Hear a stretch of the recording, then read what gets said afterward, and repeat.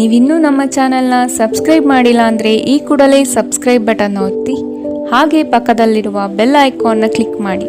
ಇದರಿಂದ ನಮ್ಮ ಹೊಸ ವಿಡಿಯೋ ಅಪ್ಡೇಟ್ಸ್ಗಳು ನಿಮಗೆ ಸಿಗುತ್ತೆ.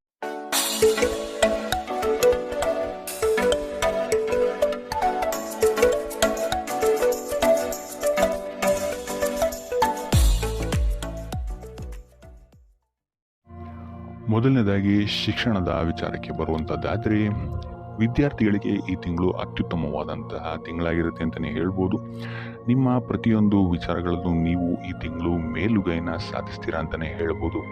ಇನ್ನು ನೀವೇನಾದರೂ ಸ್ಪರ್ಧಾತ್ಮಕ ಪರೀಕ್ಷೆಗಳಲ್ಲೇನಾದ್ರು ಪಾಲ್ಗೊಳ್ತಿದ್ದೀರಾ ಅಂತ ಹೇಳಿದ್ರೆ ಈ ತಿಂಗಳು ನಿಮಗೆ ಸಕಾರಾತ್ಮಕವಾದಂತಹ ಫಲಿತಾಂಶಗಳು ಹೆಚ್ಚಾಗಿ ಸಿಗುತ್ತೆ ಅಂತಲೇ ಹೇಳ್ಬೋದು. ಇನ್ನು ದೂರದಲ್ಲಿರುವಂತಹ ವಿದ್ಯಾರ್ಥಿಗಳಿಗೆ ಈ ತಿಂಗಳು ಹಣದ ಸಮಸ್ಯೆ ಸ್ವಲ್ಪ ಎದುರಾಗಬಹುದು. ಸೊ ಅದರಿಂದ ಪೋಷಕರು ಸ್ವಲ್ಪ ಇವರ ಬಗ್ಗೆ ಗಮನ ಹರಿಸುವಂಥದ್ದು ಉತ್ತಮವಾಗಿರುತ್ತೆ ಅಂತಲೇ ಹೇಳ್ಬೋದು.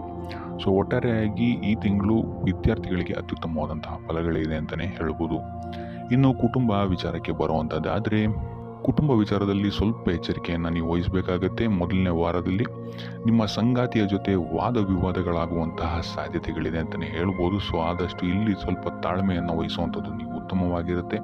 ತದನಂತರ ನಿಮಗಿಲ್ಲಿ ಸಂದರ್ಭಗಳು ಬದಲಾಗುತ್ತೆ ಅಂತಲೇ ಹೇಳ್ಬೋದು. ಸೊ ತದನಂತರ ನಿಮಗಿಲ್ಲಿ ಕುಟುಂಬದವರ ಜೊತೆ ನೀವು ಇಲ್ಲಿ ಹಬ್ಬದ ವಾತಾವರಣ ಹೆಚ್ಚಾಗಿರುತ್ತೆ ಅಂತಲೇ ಹೇಳ್ಬೋದು.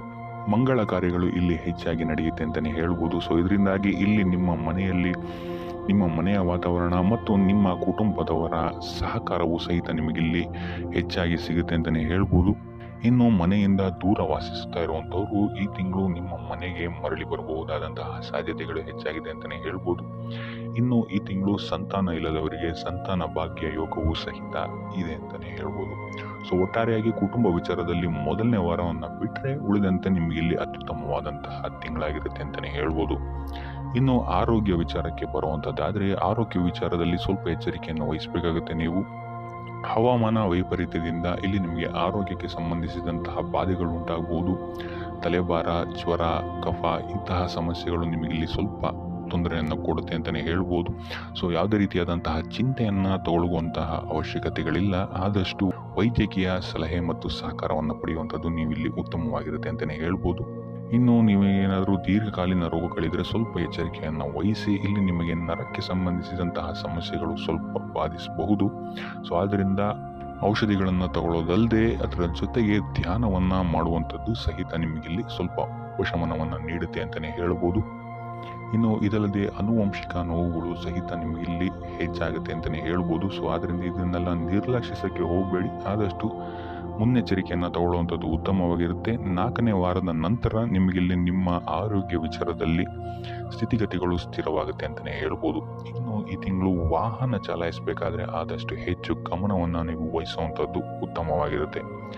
ಇನ್ನು ವೃತ್ತಿ ವಿಚಾರಕ್ಕೆ ಬರುವಂಥದ್ದಾದರೆ ವೃತ್ತಿ ರಂಗದಲ್ಲಿ ನಿಮಗೆ ಈ ತಿಂಗಳು ಅತ್ಯುತ್ತಮವಾದಂತಹ ಫಲಗಳಿದೆ ಅಂತಲೇ ಹೇಳ್ಬೋದು. ಈ ತಿಂಗಳು ನಿಮಗೆ ಉತ್ತಮ ಅವಕಾಶಗಳು ಸಿಗುತ್ತೆ ಅಂತಲೇ ಹೇಳ್ಬೋದು.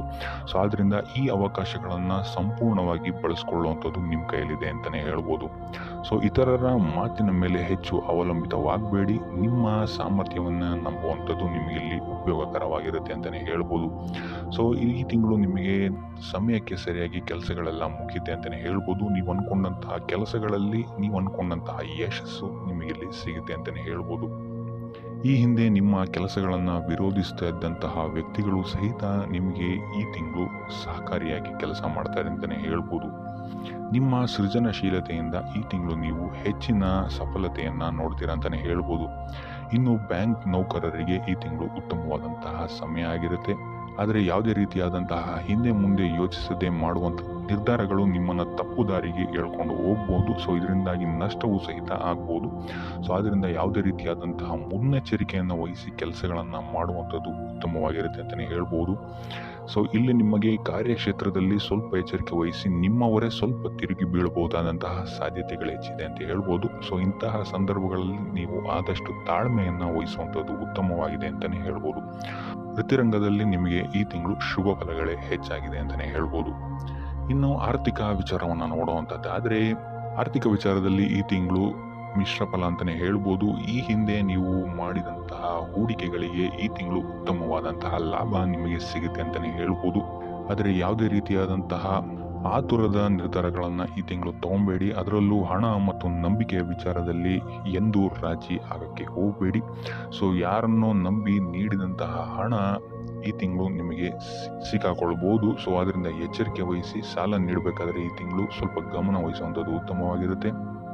ಇನ್ನು ನೀವೇನಾದರೂ ಸಾಲ ಪಡ್ಕೊಬೇಕು ಅಂತಿದ್ರೆ ಈ ತಿಂಗಳು ಉತ್ತಮವಾದಂತಹ ಸಕಾರಾತ್ಮಕವಾದಂತಹ ಫಲಿತಾಂಶ ನಿಮಗೆ ಸಿಗುತ್ತೆ ಅಂತಲೇ ಹೇಳ್ಬೋದು. ಇನ್ನು ನೀವೇನಾದರೂ ಹೊಸದಾಗಿ ಹೂಡಿಕೆಗಳನ್ನೇನಾದ್ರು ಮಾಡ್ತಾ ಇದ್ದೀರಾ ಅಂತ ಹೇಳಿದ್ರೆ ಹೆಚ್ಚಿನ ಗಮನ ವಹಿಸುವಂಥದ್ದು ಉತ್ತಮವಾಗಿರುತ್ತೆ. ಇಲ್ಲಿ ಸ್ವಲ್ಪ ನಷ್ಟಗಳಾಗುವಂತಹ ಸಾಧ್ಯತೆಗಳಿದೆ ಅಂತಲೇ ಹೇಳ್ಬೋದು. ಸೊ ಆದ್ದರಿಂದ ತಜ್ಞರ ಸಲಹೆಯನ್ನು ಪಡೆಯುವಂಥದ್ದು ಉತ್ತಮವಾಗಿರುತ್ತೆ.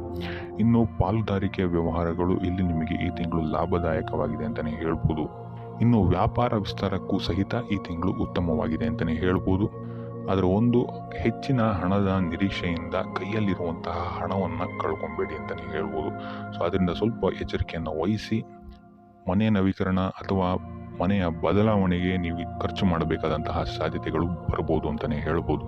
ಸೊ ಹಣದ ವಿಚಾರದಲ್ಲಿ ಸ್ವಲ್ಪ ಎಚ್ಚರಿಕೆ ವಹಿಸುವಂಥದ್ದು ಉತ್ತಮವಾಗಿರುತ್ತೆ ಈ ತಿಂಗಳು.